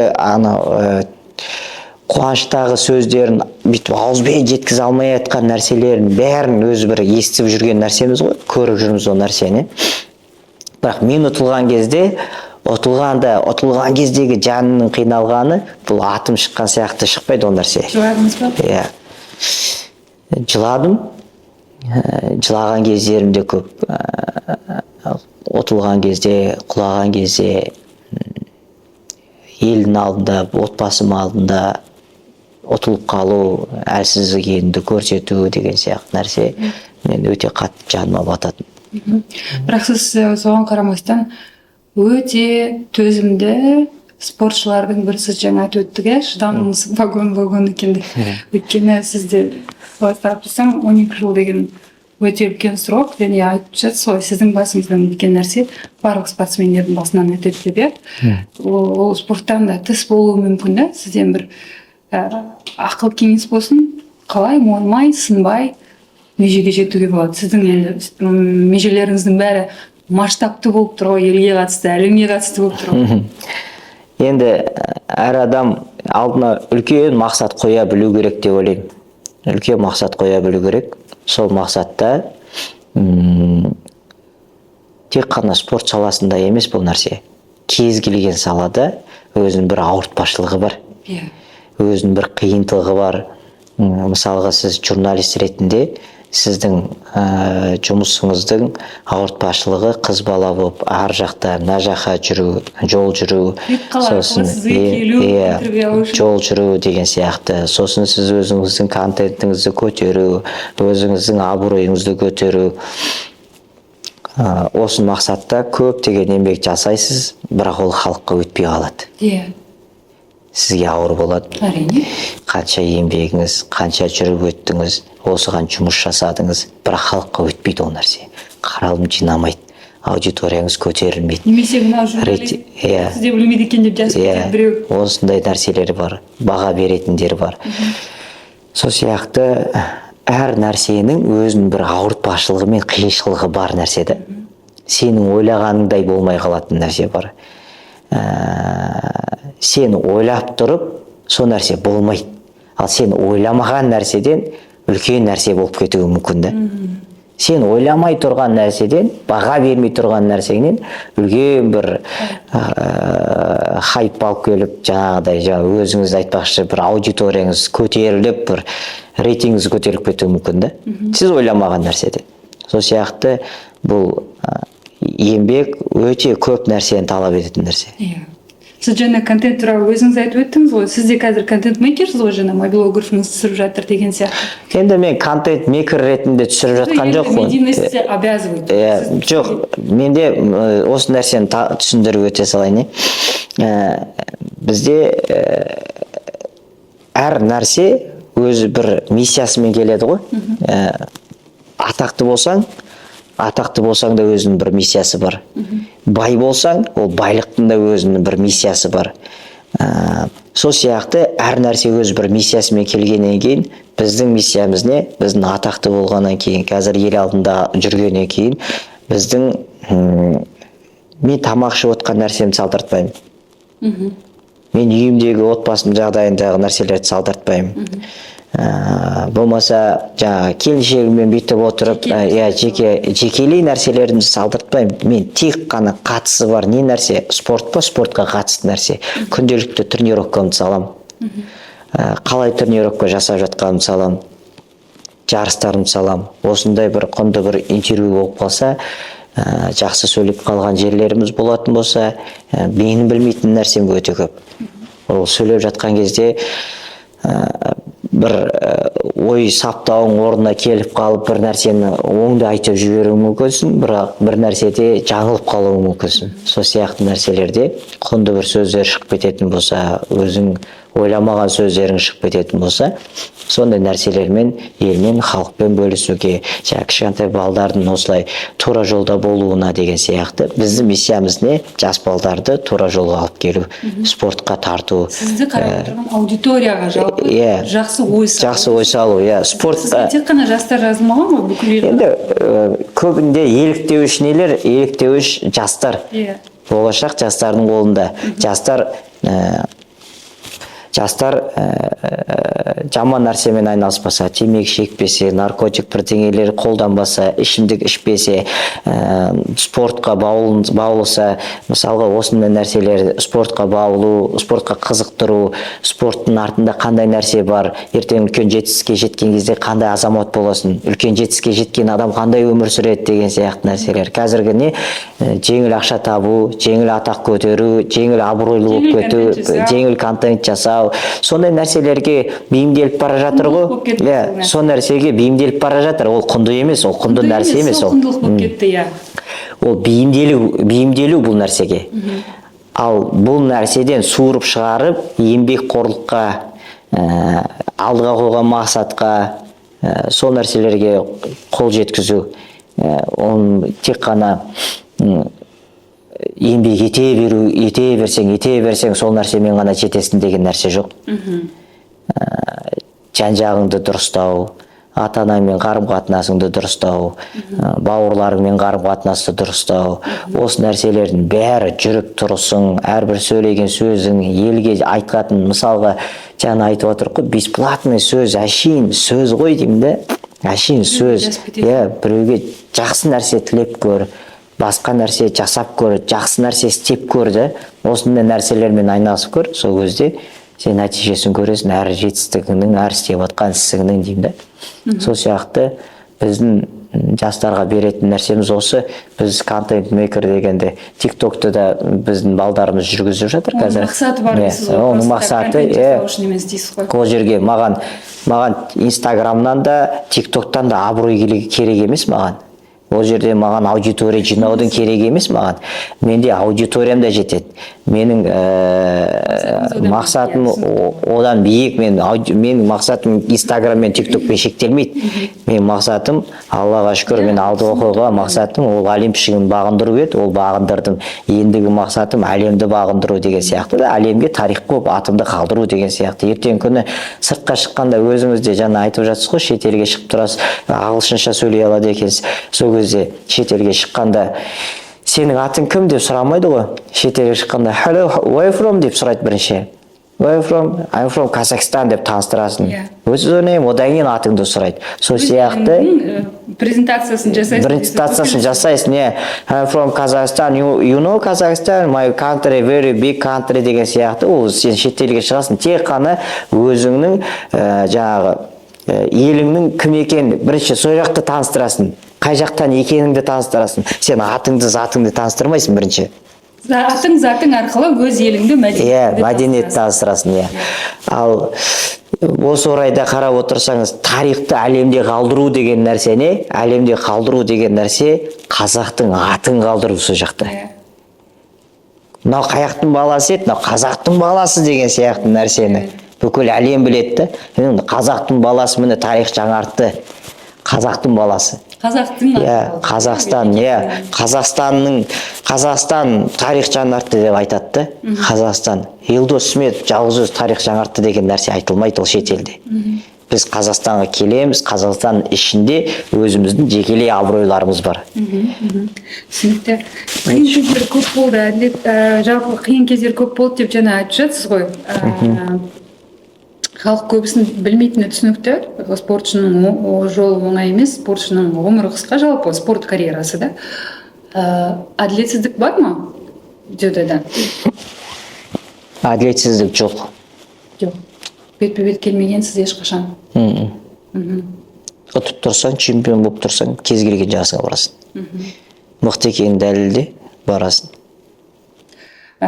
Сіз жаңа бірнеше құндылықтарды мен сұрамасам да өзіңіз айтып өттіңіз, жаңағы жақсылық атат болсын, құндылықтар туралы бүгінгі халыққа беріп кету керек, жастарға үлгі болу керек, не нәрсе құнды болу керек, басқаша ойлау керек деген сияқты.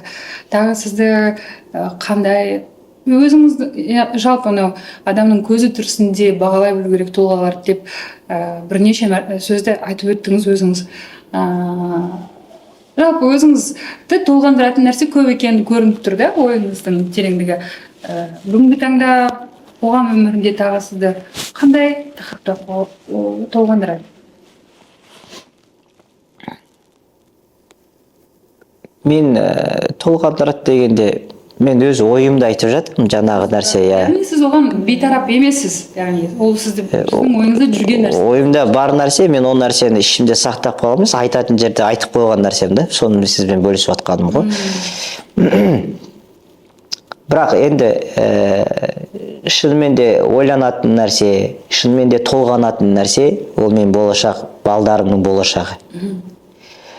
Мен 5 балам бар. 5 баламның болашағы, олардың тәрбиесі, олардың жүріп тұрысы деген сияқты, сөйлеуі, осы нәрсе мені қатты ойландырады. Өйткені елдің болашағы жастардың қолында. Қазіргі өсіп келе жатқан өскелең ұрпақтың қолында. Ертең күні біздің жастарымыз, балаларымыз немен айналысады, не жасайды. Қазір енді қоғам қатты өзгеріп бара жатыр ғой. Уақыт, заман, адам. Заман өз орнында тұр.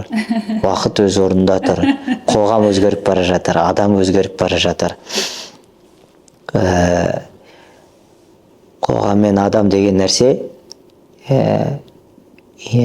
искусственный интеллект деген дамып бара жатыр. Осы нәрселердің бәрін қарап отыратын болсаң, ол қорқынышты нәрсе негізі. Қорқынышты ма? Иә. Өйткені адам дамымай қалады деп. Жұмыссыздық қалып келетін сияқты. Еріншектікке, жалқаулық қалып келетін сияқты. Өйткені ChatGPT қазір басты ортатын нәрсе емес. Кітап ашып, кітап оқитын нәрсе емес. Мысалға, білген келген нәрсені ChatGPT-ға жаза саласын, болды сонымен ала саласын. Иә, ол енді ChatGPT-дің бір минусы сол, иә. Ол бір жа искусственный интеллект, анау деп айтып дамытып жатыр ғой енді сол нәрсені. Былай қарап тұрсаң, ол бізге бір пайдасын алып келетін дүние емес сияқты көрінеді негізі. Біздің ұрпақ негізі оны дұрыс пайдаланса, менеджмент жасай алса, Иә. оған ол көмекші бола алады. Иә. Ал егер де оны мүлдем сырып қоюға болмайды, өйткені ол әлемдік тренд. Әрбір компанияда, әрбір госструктурада искусственный интеллект деген департамент бар уже. Қазіргі адам тек бейімделіп үлгеру керек та, соған менеджер болып. Бізге айтты, журналистер жұмыссыз қалады, мынау деп, бірақ кім бірінші искусственный интеллект үйренсе, сол жақсы менеджер болады да, көмекші ретінде қолданылады. Ал вот жастар нәрсе ғой. Жастар өсіп келе жатқан. Қараңызшы, искусственный интеллект көбейген сайын жұмыссыздық болады деген нәрсе. Қазір кондуктор бар ма бізде? Автобусқа отырғанда? Автобусқа соңғы рет отырған есімде жоқ, бар ғой деймін. Кондуктор жоқ қазір. Бар деп тұр ғой. Кондукторлар картамен төлейтін, ақшаны салып жібереді. Тексереді, төледің ба, төлемедің ба тексереді. Енді баяғыдай емес те, автобусқа отырыңыздар, келіңіздер деген әңгіме жоқ қой. Ол оптимизация ғой енді. Иә, ол дамып жатыр ғой енді, бір даму процесі ғой енді. Қазір осы нәрсе келе жатыр. Бізге ертең күні роботтар кіреді, искусственный интеллектпен. Роботтар кірген кезде официанттар болмайды. Официант роботтар алып келіп береді. Уже бұл майда жұмыстар, мен айтып жатқан нәрсе. Бұл майда. Адамзаттың дамуына да жақсы шығар, барлығы. Жоқ, дамуына жақсы ғой. Бірақ адам не істейді? Басқа творчестволық, өлең айтып, билеп, интеллектуалдық жұмыстарға барады. Қандай? ол нәрседе не бізде әртүрлі немен қарауға болады. Әрине одан үрейлену керек біз искусственный интеллекттен. Өйткені бірақ оны дұрыс пайдалана білсек, мысалы, оны өкіметтің жұмысында жасалынатын нәрселер бар ғой, көп нәрсені шешіп береді, оптимизация жасайды, бірақ оны халық арасында қолданып жіберу. Оған тек қана бақылау керек деп ойлаймын мен. Өйткені искусственный интеллектпен жасалған нәрсемен адамның қолымен жасалған нәрсені қазіргі күні, болашақта не болатынын білмеймін, қазіргі күні оңай ажыратуға болады. Тіпті жазылған журналистік тексті де бірден ажыратуға болады. Кім жазған, адам жазған ба, искусственный интеллект жазған ба. Сол үшін игеру керекпіз да біз оны бақылауда ұстау үшін. Менің ойым солай. Әркім өзінің бір шектеулі Сіз ChatGPT қолданасыз? Мен ChatGPT қолданбаймын. Ештеңе қолданбайсыз? Ештеңе қолданбаймын.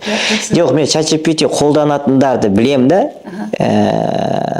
ChatGPT-ді мен бір-екі ретте қолданып көргем өзім. Бірақ ішіне регистрация жасап кірген жоқпын. Просто жазып көрдім, бір-екі, мысалға, мен үйде келіншегім қолданады, мысалы. Бір жеңе ауырып жатса, ChatGPT-ға жазады, осы жерім ауырып тұр, не істеуге болады. Барлық кезде бір дұрыс жауап бермейді. Барлық кезде емес қой енді. Тексеру керек. Мына жерім ауырып тұр. Сосын сол нәрсені врачқа айтсаң, тура сол ChatGPT-ға айтып береді. Сосын бір мынандай элементарный сұрақтар болады ғой, өзіңе білгің келетін, мысалы, Жамбыл облысында қанша адам тұрады? Болған болады. Қанша мынандай тұрады? Жақын жерде не бар? Мысалы, Италияға келдім, Венеция қаласында келдім. Қай жерлерге баруға болады? Бүкіл жағы шығарып береді. Шығарып береді, бірақ мен олай қолданып көргем, ChatGPT-ға толық сенуге болмайды. Жарайды, біз кішкене алыстап кеткен сияқтымыз искусственный интеллектке. Маған өзіме ол жеке қызық тема, мен оны әлі күнге дейін изучать етіп келе жатырмын. Өйткені онсыз ешкімге болмайды деп құлаққа айтқым келеді. Ешкімге менің пікірім керек емес шығар, бірақ бәріне оны қадағалау үшін, онымен жұмыс істей алу үшін, оған менеджер бола алу үшін оған да білім керек қой. Оның өзі қазір бөлек үлкен бір индустрия болып келе жатыр. Жалпы сізге қоятын келесі сұрағым, саясатқа жақынсыз ба? Саясатқа жоқ. Мен өз саламда ғана жауап бере аламын, өз саламның ғана маманы ретінде араласып сөйлесе аламын. Спорт реформалары керек емес депсіз, 1,5 жыл бұрынғы сұхбатыңызда бәрі орнымен келе жатыр, қазір барлық жағдай жасалған деп, Не керек емес деп айтқам? Спорт саласында жалпы реформалар керек емес, бәрі оңымен, уақытымен, тәртібімен жасалып жатыр деп. Қазір қалай ойыңыз?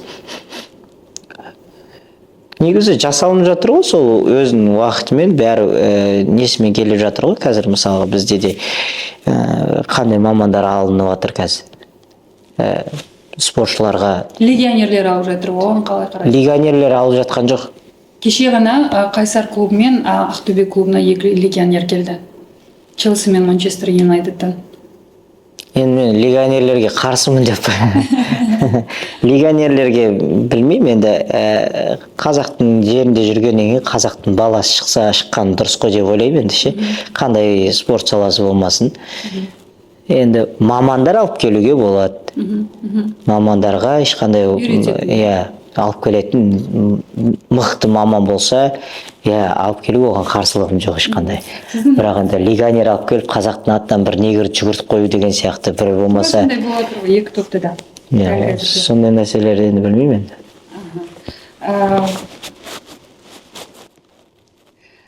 1,5 жыл бұрынғы тағы бір сұхбатыңызда өзі азақ сұхбат бергенсіз, сол жарыстан кейін 4 сұхбат болған, мен көрген. 5-сін көріп үлгермедім енді, әйретпеңіз. Сол жерде бір тағы бір кәсіптің басын ұстадым, бірақ қазір айта алмаймын депсіз. 1,5 жыл өтті, қазір айта алатын шығарсыз енді? Жоқ. Өрбітіп жатсыз ба бірақ ол нәрсені? Қай кезде айттым мен? Қай кезде оны DS шоуда айттыңыз ғой деймін. Қазір айта алмаймын, мен оны өрбітіп жатырмын, бірінші әбден маман болып алайын, содан кейін айтатын шығармын деп. Спорттан басқа өзіңізді қай жерде көресіз деген сұраққа? Жоқ, спорттан басқа бір кәсіптің басын өрбітіп жатырмын деген жоқпын. кәсіп жолындағы кәсіп жолын енді игеру мақсатында өзімді бір тексеріп көргім келіп жатыр дедім да. Екіншіден кәсіпкер болғым келеді негізі. Негізі спорттан кейін кәсіпкер ретінде енді дополнительный сол жұмысым бір қосымша жұмыс ретінде, хобби ретінде осы. Билікте емес, кәсіпте көресіз өзіңізді, яғни. Иә, былай енді кәсіпте кәсіпкер ретінде бір жұмыс істеп көргім келеді, өзімді тексеріп бір бағымды сынап көргім келеді да. Бірақ енді біздің мамандығымыз не? Мамандығымыз спорт саласы ғой. Спорт саласында Қазақстанның тек қана өзім міне олимпиада чемпионы болдым, өзім жететініме жеттім, асайтынымды асадым, болды, алатынымды алдым деп кетіп қалу деген нәрсе, ондай нәрсе жоқ ойымда. Өйткені біздің артымыздан өсіп келе жатқан қанша інілеріміз бар. Біздің осы тәжірибе жолында, осы спорт жолында қанша тер төктік, қанша тәжірибе жинадық, сол тәжірибемізбен бөлісуіміз керек, ертеңгі күні көрсетуіміз керек деген сияқты. Жоқ, бапкер болу жоқ. Бірақ бөлсем деп ойлаймын. Басқа жолмен. Иә, басқа жолмен. Қаласында жақын арада болдым. Дзюдодан спорт болды кішкентай балалардың арасында. 10 жаста ғой деймін. Бірінші рет 2000-нан аса бір талдықорған деген кішкентай қала ғой, облысының орталығы. Бір талдықорғанда 2000-нан аса бала кетті бірінші рет дзюдодан. Оны Талдықорғандағы жасөспірімдер мектебінің директоры Эффект Елдоса деп атады. Сіздің ойыңызша, мен ойлаймын да, бұл спорттың сізден алған нәрсесі. Ал спорттан сіз не алдыңыз? Мен спорттан өте көп нәрсе алдым.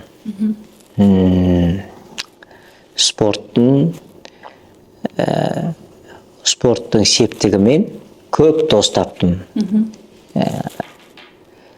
Жауапкершілікті сезінуді үйрендім. Сосын көп жерлерде сапарда болдым. Сосын жұмсақтықты үйрендім. Тәртіпті үйрендім ғой, енді былай алып қарағанда. Көптеген достар таууды үйрендім осы жолда. Адамгершілікті, тұлға ретінде өстім, өзгердім дейсіз ғой. Иә, осы нәрседе енді бұл спорт деген бір өзімнің өмірі ғой енді бұл нәрсе. Спорт. Мен 5 жасынан бастап спортпен айналысам. Сіз жаңа 14 жыл деп жатсыз ғой. Мен 14 жыл емес, бұны 27 жыл күттім. Оған дейінгі предысториясы бар десеңші. Сол сияқты кішкентай кезімізден бастағаннан кейін спорт өзі бір табандылыққа, төзімділікке, сосын жауапкершілікке тәрбиелейтін орта ғой. Дос таба білесің, жан-жағыңды жаумен емес, доспен қалайтын орта мектеп деп айта аламын, спорт деген нәрсені. Сондай орта деп айта аламын. Иә, сондай орта деп айта аламын. Сізге ата-анаңызды бірнеше рет айтып өттіңіз, бұл сұхбатта да, басқа сұхбаттарда да. Ата-анаңыздан бөлек сіздің мансабыңызға әсер еткен адамдарды атап өте аласыз ба, қысқа ғана? Спорт жолында осы мен 5 жасымнан бастап айналыстым дедім. 5 жасымда осы спортқа ең қатты махаббатымды оятқан адам, ол менің ең алғашқы бапкерім Ахмет Жұмағұл деген кісі. Ол маған өзінің кимоносын берген, өмірімдегі ең алғашқы кимононы сол кісі подарить еткен. Потенциалыңызды көрген ғой сонда? Иә. Сонда жаңағы бауырына басып, 5 жаста, 6 жаста бірінші жарысым алып барған кезде 98 жылы ең алғашқы жарысыма барғам. Сонда Тараздан Алматыға жарысқа шықтық. Сөзі енді әр адамға билет алады, әр адам өзінің орнында отырады. Мен Ахмет ағайымның алдында отырып барғам, өзім 19 килограмм болғам. Өзім баласы ұқсап. Сол сияқты ыстық ықыласын, махаббатын беріп, сондай бір өзінің баласындай қарап, өсіріп, дзюдоға деген махаббатымды оятып, сөйтіп өсірген, ықыласын тигізген енді ең алғашқы адам сол. Одан кейін бапкер тарапында қазіргі таңға дейін жеке бапкерім болып жүрген Жылуелдиев Ғалымжан деген кісі бар. Сол кісімен қарым қатынасымыз өте тығыз байланыста болып, бір-бірімізді жақсы түсініп, ойнасақ та, күлсек те, ұрсатын жерде ұрсып алады, сілкейтін жерде сілкіп алады деген сияқты. Бірақ көбінде бізге позитив сыйлап үйретті ол. Позитивта көңіл күйді көтеріп, деп күліп, ойнап, сөйтіп әйтеуір. Бірақ күліп жүріп бізді сығып алатын. Күліп жүріп бізді андай кәдімгідей тренировкадан қалай шаршап, қалай өшіп қалғанымызды білмей қалатын едік та, датау бізге қызық қылып өткізетін еді. Сондай бір күлдіртіп, ойнатып, жатып, жаңағындай шаршатып тастайтын. Сонда да сондай нәрселермен екеуміздің ойымыз да, әңгімеміз де бір жерден шығады. Сондай сияқты бір жақсы қосылдық деп ойлаймын сол тренермен. Өйткені ол тренердің алғашқы бапкері, мен де алғашқы бапкерім, ол кісінің де алғашқы бапкері екеуміздікі бір, сол Ахмет Жұмағұл. Екеуміз де сол Ахмет Жұмағұлдан шыққанбыз. Жаңағы алдыңғы поколение Ғалымжан ағайымыз болса, одан кейінгісінде мен келем, мені өсіріп, сол Ғалымжан ағайдың қолына тапсырады. Сөйтіп, осы жолда мансабында, спорт мансабында үлкен еңбектер сіңген адамдар осы кісілер. Ал биліктен, ел ағалардың арасынан, меценат ағалардың арасынан?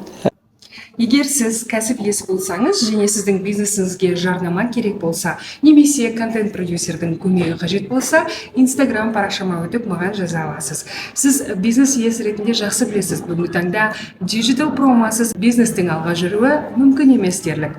Менің бұқаралық ақпарат құралдардағы 10 жылдан астам маркетинг пен пиардағы, оның ішіндегі диджитал маркетингтегі 4 жылдан астам тәжірибем сізге кепілдік бере алады. Ендеше Инстаграмда директте сізді күтемін. Билікте бізде енді федерация тарапында президент болған адамдар. Бекет Махмутов атамыз баяғыда марқұм кісі қайтыс болып кетті. Ол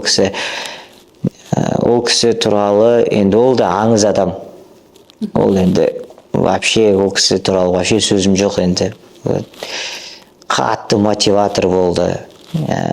Қатты постоянно позитивте, ол кісіні көргенде мотивация алатын едім мен. Ол сондай бір баласы ретінде құшақтап жақсы көріп, жаңа өзіңіз айтса, халықтың еркесі, мен страшно ерке бала, үйде де ерке болып өскен балам, халықтың арасында да ерке болып жүрміз ғой. Ортаншы баласыз, ортаншылар обычно ерке болмайды. Мен еркеміз, страшно еркем. Сонымен ол кісі де еркелетті, мен қай жерде жүрсем де еркелетіп жүрді. Сол сияқты Бекет ағамыз бар. Бекет ағадан кейін Кенес ағамыз келді. Ол кісілердің де осы федерация тарапында жұмыс жасап жатқан. Қазіргі таңда мысалға Қуанышбек Есекеев мырза ағамыз федерация тарапының президенті жұмыс жасап жатыр. Менің өз жеке тарапыма сол кісілерден өте үлкен қолдау көрдім. Сол кісілердің қолдауының себебімен үлкен жетістіктерге жетіп жатырмыз. Министерство тарапынан да қаншама қолдаулар. Негізі бұл мемлекет тарапынан жасалып жатқан қолдаудың арқасында шығып жатырмыз ғой. Негізі кез келген нәрседе, жарыстарда, өйткені мемлекет тарапында жасалып жатқан нәрсе, ол біз бала кезімізден бастап жаңағы қаржылай қарастырылуы, жаңағы тренировочный залдарымыздың болуы, әр облыста спорт мекемелердің болуы, осындай мүмкіндіктер тренировка жасауға, әлемдік аренаға шығуға бастама алу ғой бұл жерде. Енді біздің кезде қатты мықты болмаса да, қазір енді өте мықты деп айта аламын. Ол кезбен салыстырғанда. Қазір сіз айтып отырсыз, жаңағы 2000-ға жуық адам келіп жарысқа қатысып жатыр дейсіз. Ол 2000-ға жуық кішкентай балдардың жарыстарын мен көрдім. Ол жерге мен інілерім де барып күресті. Жарыстарын қарап отырмын. бір гранд-слам, гран-при, бір шетелде өтіп жатқан жарыс сияқты дәу кәдімгі бір аренада сондай бір мықты қылып өткізіп жатыр да. Таңғалдыңыз ба? Иә. Олардың кезінде біздің ол возрастта біз күрескен кезде біз кішігіріміз алда жаңа татамин жағасын жанында тұрып шешініп киім ауыстыра сап жүгіріп шығып күресіп деген сияқты сондай нәрсемен өстік қой енді. Бірақ десе де мемлекеттің жасап жатқан жағдайының арқасында мысалға жаңағы спортқа деген көңіл бөлуінің арқасында мектеп бар, спорт школа бар, жаңағы татамиміз бар, уақытылы тренировкамызға келіп кетуіміз бар, бапкерлерді қамтамасыз ету деген нәрселер бар. Көп нәрсе бердіңіз, мемлекет те маған көп нәрсе берді деп тұрсыз ғой. Иә. Сіздің сөзіңіз өзіңізде жалпы сұхбат бойы сөзіңізді тыңдай келе жаңа айтып жатсыз ғой, настроениеме қарай мен адамдармен сөйлесем ашушаң болуы мүмкін, көтере бермейсің, әрдайым энергияда болып жүру мүмкін емес деп жатсыз ғой.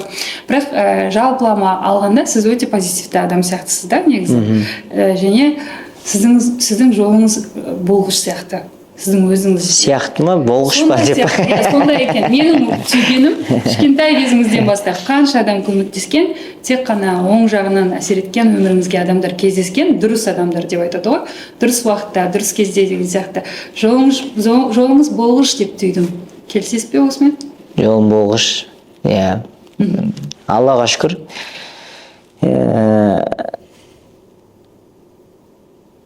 Еркелікпен, иә. Еліңізде, отбасыңызда, ағаларыңызда. Ашушаң деген жаңа айтып жатқан нәрсеңіз бар ғой енді. Ашушаң болатын кезең болады өзі. Ашушаң ба? Жаңа айтқан нәрсем, осы процесс, осы моменттерде жаңағы шаршап тұрған кезде, ауырып тұрған кезде, денең сырқырап қақсап тұрған кезде, оны менің ішкі жан дүниемді ешкім сезіне алмайды. Сол үшін қисыңнан келіп бір буынсыз жерден пышақ ұрғандай бір сұрақтар қойып қалады. Буынсыз жерден бір орынсыз сұрақтар жаңағыдай. Орынсыз сіз сияқты жаңағы жұлдыздар деген сияқты сөздер келіп қалады деген сияқты ше. Мен оны шықпен айттым. Сіз деп ойлай беріңіз тұрып ойлағансың. Ұйқыдан тұрған кезде сондай немен дөкет жаңағы нәрсе өзім денем сынып шаршап ұйықтап отқан адаммын да. Сөйтіп жаңа жұлдыздар түсінеміз енді, жұлдыздар алмайды деген нәрсе. Маған өзіме ауыр тиеді ондай нәрсе. Мен негізі оны былай таза ниетпен айтқам, өйткені мен Астанаға келіп сізді 3 күн бойы күтіп жаттым да осы жерде ше.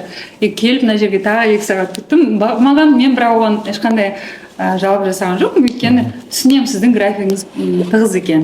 Соған қарап уступкаға бардым. Звондау керек енді.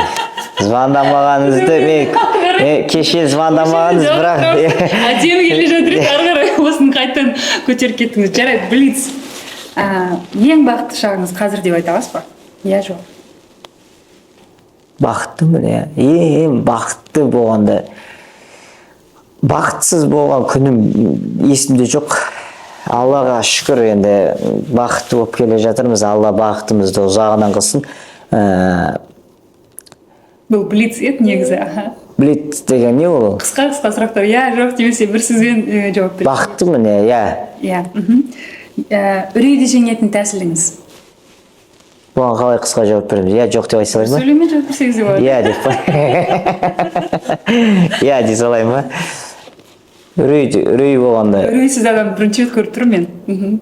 Қандай үрей ол? Неден үрейленеді? Сіз айтасыз ғой жаңа Париждің алдында да ешқандай үрей болған жоқ деп.